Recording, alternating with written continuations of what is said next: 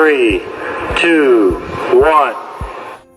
Hello everyone, this is our 31st night celebration. So আমাদের মেনুতে ছিল তেলাপিয়া বারবিকিউ আর হাঁস ভুনা। যেহেতু ছাদে অনেক বাতাস ছিল ওই দিন, তো আব্বু আমাদের জন্য দুপুরেই একটা চুলা বানিয়ে দিচ্ছিল।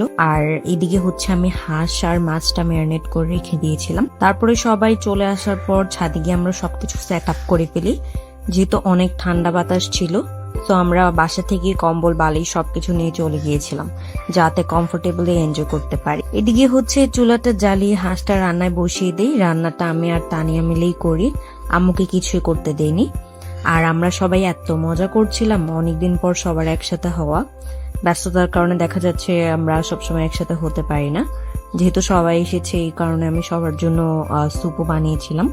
আর এটা খেতে খেতে আমরা আড্ডা দিচ্ছিলাম। আর এখানে হাঁসের মাংসটাও অনেকটা হচ্ছে কষানো হয়ে গিয়েছিল।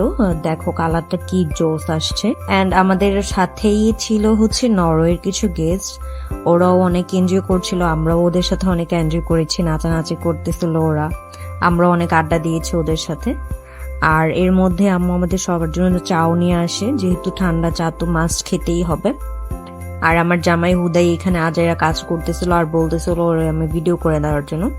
ছাদে কিন্তু অনেক বাতাস ছিল, সবাই একসাথে থাকার কারণে ভালোভাবে এনজয় করা যাচ্ছিল। আসলে বলতে গেলে এই দিনগুলো হয়তো সবসময় আসবে না, বাট মেমোরি হিসেবে থাকবে সবসময়। এর মধ্যে আমার জামাই আর তানিয়ে মিলে পরোটা বানিয়ে নিল সবার জন্য।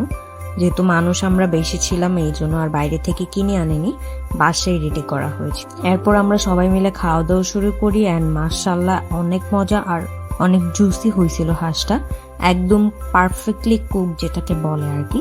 অ্যান্ড খাওয়া দাওয়া শেষে প্রিপারেশন বারবিকিউর জন্য। এর মধ্যেই কিন্তু 12টাও বেজে যায়, আব্বু হচ্ছে চলে আসে।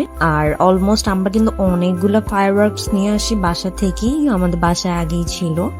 আব্বু আমাদের জন্য আসার সময় বিয়ার নিয়ে আসছে, অবশ্যই এটা কিন্তু নন অ্যালকোহলিকই ছিল। দেন 12টা বাজার সাথে সাথে সব দিক থেকে ফায়ারওয়ার্কস ফুটা শুরু করে, আমরাও আমাদের ছাদ থেকে অনেকগুলো ফায়ারওয়ার্কস ফুটাই।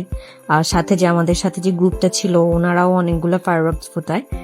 এত কিছুর পর আমাদের মনই চাচ্ছিল না আর কিছু খেতে, এই জন্য জাস্ট ফিশটা আমরা সবগুলো না করে জাস্ট 3টা ফিশে বারবিকিউ করি। অ্যান্ড অনেকটা লেটও হয়ে গিয়েছিল, ঠান্ডাও বাড়তেছিল, এই কারণে আর লেট করিনি ছাদে। And last but not the least, বছর শুরু বা শেষের সাথে অ্যাকচুয়ালি লাইফের কোনোই কানেকশন নেই, কিন্তু হয়তো দিন কখনো খারাপ গেলে কখনো ভালো যাবে, এটাই স্বাভাবিক।